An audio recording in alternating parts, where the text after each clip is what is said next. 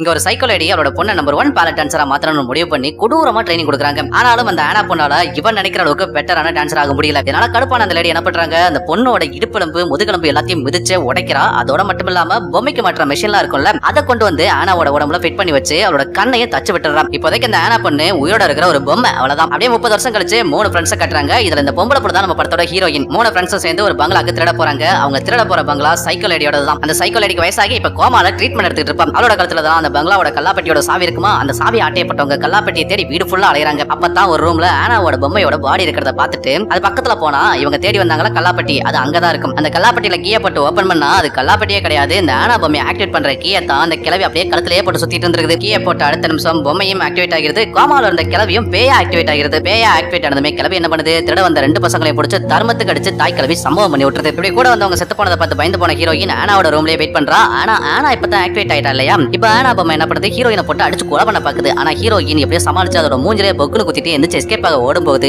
யாரோ வந்து அவளோட அல்லையிலே கத்திய சொல்றாங்க. யாருன்னு பார்த்தா இந்த லேடி தான் ஹீரோயினுக்கு இந்த வீட்டுல புதையல் இருக்குது, போய் 3 பேர் சேர்ந்து ஆட்டையை போட்டுவாங்கன்னு சொல்லிட்டு ஐடியாவே கொடுத்திருக்கும். இந்த லேடியோட பேரு வில்சன். இவ தான் இந்த தாய் கிளவி பேயோட அசிஸ்டன்ட். நீயா அப்படின்ற மாதிரி ஷாக்கான ஹீரோயின் அப்படியே மயங்க வந்துடுறான். அடுத்த ஹீரோயின் மயக்கத்துல இருந்து கண்ண முடிச்சு பார்த்தா நம்ம ஹீரோயினையும் இந்த ஆனாவோட பொம்மை இருக்கு இல்லையா, அதையும் ஒரு ரூம்ல வச்சு கட்டி வைக்கிறாங்க. அப்ப அங்க வர தாய் கிளவி சைக்கோ பே என்ன பண்ணுது, ஹீரோயினோட வயித்துல கீரல் ஒன்று போட்டு ஒரு பட்டாம்பூச்சியோட கூட்ட கொண்டு வந்து அந்த வயிற்றுக்குள்ள வைக்கிறது. அதே மாதிரி ஆனாவோட கழுத்தையும் கிழிச்சு அவளோட கழுத்துலயும் வந்துட்டு ஒரு பட்டாம்பூச்சி கூட்ட வச்சிரும். இப்போ இங்க என்ன நடக்க போகுதுன்னு கேட்டீங்கன்னா, கூடு விட்டு கூடு பயிர பூஜை தான் நடக்க போகுது. தாய் கிளவி பை ஹீரோயினோட கண்ணை ஸ்டாப்லர் பண்ணிட்டு கஜகஜா குஜு குஜுன்னு ஏதோ மந்திரம் சொன்னதுமே ஹீரோயினோட உடம்புல இருக்கிற உயிர் பட்டாம்பூச்சி வழியா ஆனாவோட உடம்புக்கும், ஆனாவோட உடம்புல இருக்கிற உயிர் பட்டாம்பூச்சி வழியா ஹீரோயினோட உடம்புக்கும் வந்துரும். கூடு விட்டு கூடு மாறின ஆனாவை பார்த்த தாய் கிளவி, இங்க பாரு ஆனா இப்பதான் நல்ல உடம்பு உனக்கு வந்துருச்சுல்ல, இதுக்கப்புறமாச்சும் எனக்கு ஒரு நல்ல பேலட் டான்ஸ் ஆடுகாட்டுன்னு சொல்றான். அதை கேட்ட ஆனா அப்ப நீ இன்னும் திருத்தலையில சாவடி சைக்கோன்னு சொல்லிட்டு சைக்கோ அம்மாவை போட்டு ஃபர்ஸ்ட் கொலை பண்றா. அதுக்கப்புறம் அவளோட அஸ்டண்டையும் கொலை பண்ணிடுறான். என்ன பேய் எப்படியா சாவும் அப்படின்னு கேட்டீங்கன்னா, இது பேய் கதை இல்ல, வேம்பயர் கதை. ஆனாவும் அவளோட அம்மா சைக்கோ இருக்கிறாங்கல்ல, 2 பேருமே வேம்பயர். அடுத்து இவங்க 2 பேத்தையும் கொலை பண்ணிட்டு ஆனாவோட பொம்மை உடம்பு இருக்கு இல்லையா, அதுல இருக்கிற கண்ணுல தையல் போட்டிருப்பாங்க. அந்த தையலை போய் ரிமூவ் பண்றா. பார்த்தா ஹீரோயினோட உயிர் ஆனா பாடியில இருக்கும். அடுத்து அங்க இருந்து தப்பிச்ச 2 பேரும் ஒரு மலையோட உச்சிக்கு போறாங்க. அங்க போனதுமே ஆனாவோட பாடி இல்லையா அப்படியே பறக்க ஆரம்பிக்குது. ஆனாவோட பாடிக்குள்ள இருக்கிற ஹீரோயினோட உயிருக்கு என்ன நடக்குது ஏது நடக்குதுன்னே ஒன்னும் புரியல. அப்படியே பறக்க ஆரம்பிக்கிற படமும் முடியுது.